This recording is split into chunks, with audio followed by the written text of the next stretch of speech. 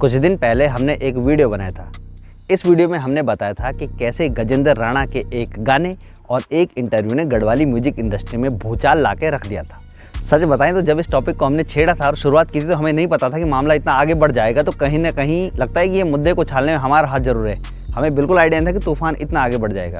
इस इंटरव्यू में और उस गाने में उन्होंने एक ऐसे सिंगर के बारे में बात की थी जिसमें उन्होंने कहा कि ये वट वृक्ष और किसी को पनपने नहीं देगा। काफ़ी सारी बातें कही गई और डायरेक्टली इनडायरेक्टली ये कहा गया कि इसमें नरेंद्र सिंह नेगी जी को निशाना बनाया गया है।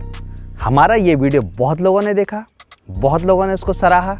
उसके बाद बहुत सारे चैनल्स ने इस वीडियो को लेकर के अपने वीडियोस भी बनाए। इसी कड़ी में एक वीडियो नया आया जिसमें नरेंद्र सिंह नेगी जी से पूछा गया और उन्होंने खुल करके अपनी बातें रखी। और ये इंटरव्यू सच कहूँ तो नरेंद्र सिंह नेगी जी का इंटरव्यू गजेंद्र राणा वाले इंटरव्यू से कम विस्फोटक नहीं है। इसमें उन्होंने ऐसी बातें कही हैं कि मान लो ये विवाद दोबारा से हवा में आ गया है। इस इंटरव्यू में नरेंद्र सिंह नेगी जी ने ऐसी बातें बताई हैं जो अभी तक दबी हुई थी।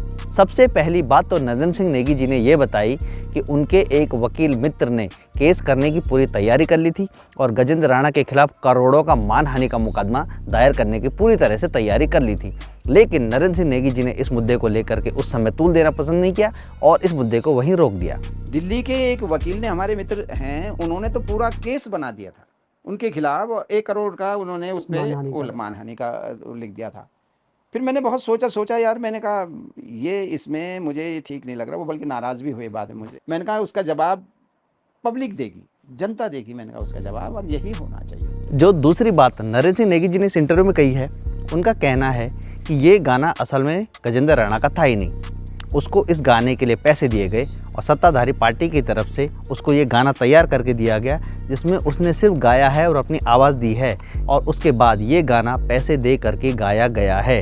इस बात की जानकारी उनको सत्ताधारी दल की तरफ से ही उनके एक अंदर के आदमी ने दी है। उससे वो गाना गवाया, उसको लालच दिया गया, पैसे दिए गए। किसी आरएसएस के आदमी ने मुझे ये बात बताई। अंदर के भी लोग अपने ही लोग हैं, बाहर के भी अपने लोग हैं। और तीसरी बात, क्या उन्होंने गजेंद्र राणा को माफ़ कर दिया है?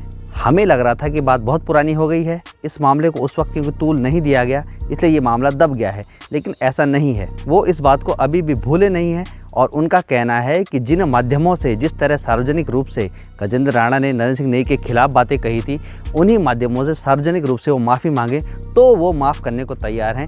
अदरवाइज उन्होंने उनको अभी तक माफ़ नहीं किया है। उम्मीद कर रहा हूँ कि उसे सार्वजनिक रूप से उन्हीं माध्यमों से, जिन माध्यमों से उसने ये इसको गीत को प्रचारित किया, उनसे क्षमा याचना करनी। अगर उसको लगता है कि उसने गलत किया है तो उसको सार्वजनिक रूप से क्षमा मांगनी चाहिए, और उसको लगता है कि उसने सही किया है तो भी ठीक। उस वक्त जो बातें हो रही थी, गजेंद्र राणा की तरफ से बातें उस समय बहुत कुछ कही गई, लेकिन उसके बाद उन्होंने इस मुद्दे पे कभी कुछ नहीं कहा।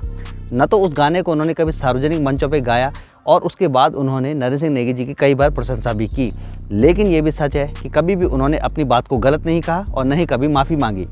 तो सबसे बड़ा सवाल यही है कि क्या गजेंद्र राणा अपनी गलती मानेंगे? और जिस तरह से नरेंद्र सिंह नेगी जी ने स्पष्ट शब्दों में कहा है कि अगर गजेंद्र राणा सार्वजनिक रूप से माफ़ी मांगे तो उन्हें माफ़ करने के लिए तैयार हैं।